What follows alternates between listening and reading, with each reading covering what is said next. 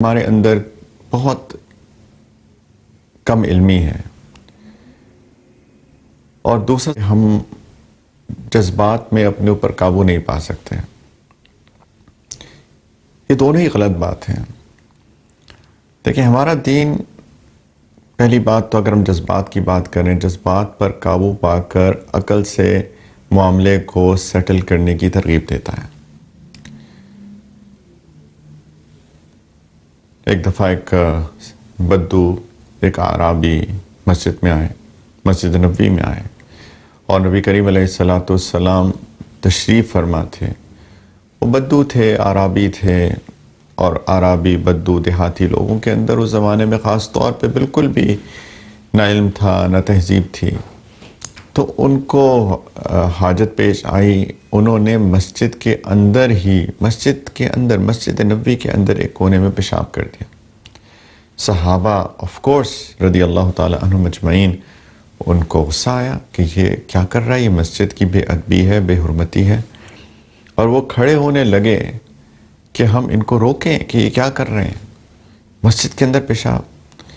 نبی کریم علیہ السلام نے اپنی کمال حکمت سے ان سب صحابہ رضی اللہ تعالی عنہم کو اشارہ فرمایا کہ بیٹھ جائیں، رک جائیں، مت روکیں، ان کو کرنے دیں۔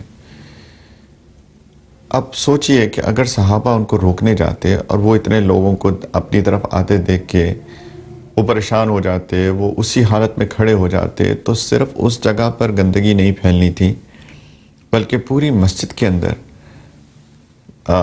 ممکن ہے کہ نجاست پھیل جاتی۔ یہ کمال حکمت تھی اللہ کے رسول صلی اللہ علیہ وسلم کی۔ صحابہ رک گئے، وہ تو تابع تھے، حکم ملتا تھا اور عمل کرتے تھے۔ تو وہ جو اعرابی جب وہ فارغ ہو گئے تو نبی کریم علیہ السلام نے صحابہ سے فرمایا کہ اس جگہ کو تھوڑی سی یہاں سے مٹی کھودو اور باہر پھینک دو اس مٹی کو، اور پانی لاؤ اور پانی یہاں پہ بہا دو تاکہ اس کی کوئی اگر بدبو وغیرہ ہو وہ ختم ہو جائے۔ اور ان بدو کو بلایا، ان اعرابی کو بلایا، ان دیہاتی کو بلایا اور ان کو سمجھایا۔ انہیں کہا کہ دیکھو، یہ مسجد ہے، یہ اللہ کی عبادت کی جگہ ہے، یہ تحلیل، تسبیح، اللہ کی ذکر کی جگہ ہے، یہ پیشاب کرنے کی جگہ نہیں ہے، یہ مناسب نہیں ہے۔ بات کو ختم کر دیا۔ اس وقت ممکن تھا کہ جذبات غالب آ جاتے اور انہوں نے اتنا بڑا جرم کیا، مسجد نبوی کے اندر پیشاب، کتنا بڑا جرم ہے۔ لیکن اللہ کے رسول صلی اللہ علیہ وسلم جو رحمت للعالمین ہیں، انہوں نے اس معاملے کو اپنی کمال حکمت سے، اپنی نرمی سے، اپنی رحمت سے، اپنی پیار سے، اپنی محبت سے، اپنی عقل کے استعمال سے اس معاملے کو سلجھایا۔ دیکھیں، ہمارا دین ترغیب دیتا ہے معاملے کو سلجھایا جائے۔ دیکھیں، علم حاصل کرنا ہر مسلمان پہ اسی لیے فرض ہے، طلب العلم فریضۃ علی کل مسلم۔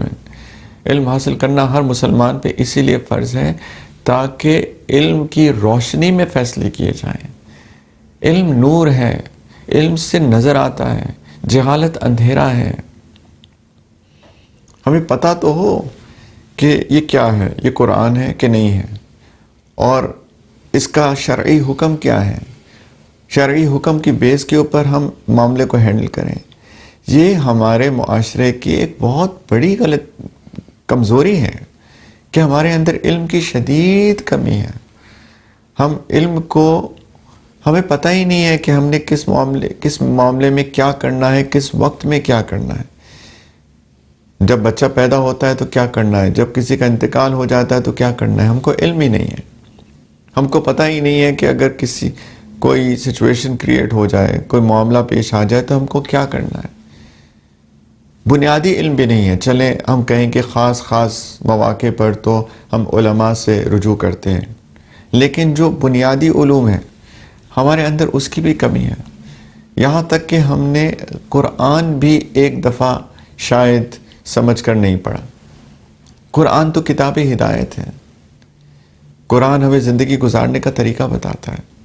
اللہ کے رسول صلی اللہ علیہ وسلم کی سیرت مبارکہ ہمارے لیے اسوہ حسنہ ہے۔ لَقَدْ كَانَ لَكُمْ فِي رَسُولِ اللَّهِ أُسْوَةٌ حَسَنَةٌ۔ اللہ تعالیٰ فرماتے ہیں کہ اللہ کے رسول صلی اللہ علیہ وسلم کے اندر تمہارے لیے بہترین نمونہ ہے، best example for you to follow, کہ ان کو دیکھو انہوں نے زندگی کیسے گزاری، وہ کیسے شوہر تھے، کیسے والد تھے، کیسے نانا تھے، کیسے ایک سپہ سالار تھے، کیسے انہوں نے گھر کے کام کیے، کیسے انہوں نے اپنے صحابہ کے ساتھ معاملہ کیا، کفار کے ساتھ کیسے معاملہ کیا، جنگ میں کیا، امن میں کیا، کانٹریکٹس کیسے کیے، صلح کیسے کی، میثاق کیسے کیا،